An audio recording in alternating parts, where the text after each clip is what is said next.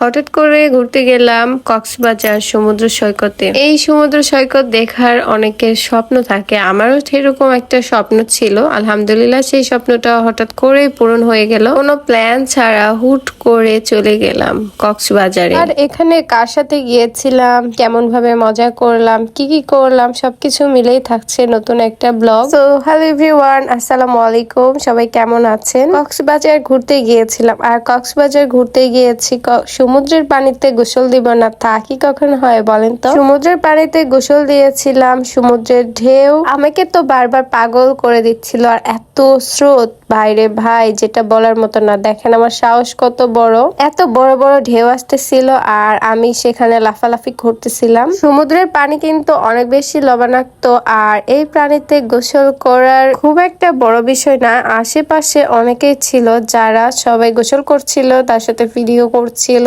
খেলা করছিল। আমার তো বেশ ভালো লেগেছে। এই সমুদ্রটা দেখার যা ইচ্ছে ছিল সেটাও পূরণ হয়েছে আলহামদুলিল্লাহ। আর তার সাথে আপনারা সবাই কেমন আছেন? আপনাদের সাথে অনেকদিন ধরেই কোনো রকম ভিডিও করা হচ্ছে না। কিছুদিন আগে মাঝখানে আমি অসুস্থ ছিলাম, অসুস্থতা শেষ করে হঠাৎ করে প্ল্যান ছাড়া ঘুরতে যাওয়া, দেন এত সুন্দর সমুদ্রতে ঘুরতে এসেছি। আমাকে কেমন লাগছে অবশ্যই সবাই কমেন্টে বলে যাবেন। আমি শুধু একাই না, প্রতিটা মেয়েরই কিন্তু স্বপ্ন যে এই কক্সবাজার সমুদ্র সৈকতে ঘুরতে যাওয়ার। এখানে ঘুরতে যাওয়ার যে একটা ফিলিংস, সেটা তো বলার মতো না। আর আমারও ইচ্ছে ছিল এভাবে পানিতে পা ভেজানো, সেটাও আলহামদুলিল্লাহ পূরণ হয়েছে। আর আশেপাশে অনেক ছোট বাচ্চারা ছিল যারা বালি নিয়ে খেলা করছিল এই বিচের পাড়ে এসে। আমার যতটা না মন ভালো হয়েছে, তার থেকেও অনেক অনেক বেশি ভালো লেগেছে এই জায়গাগুলো ঘুরতে। আর পানির ঢেউ দেখতে আমি তো পুরোই অবাক।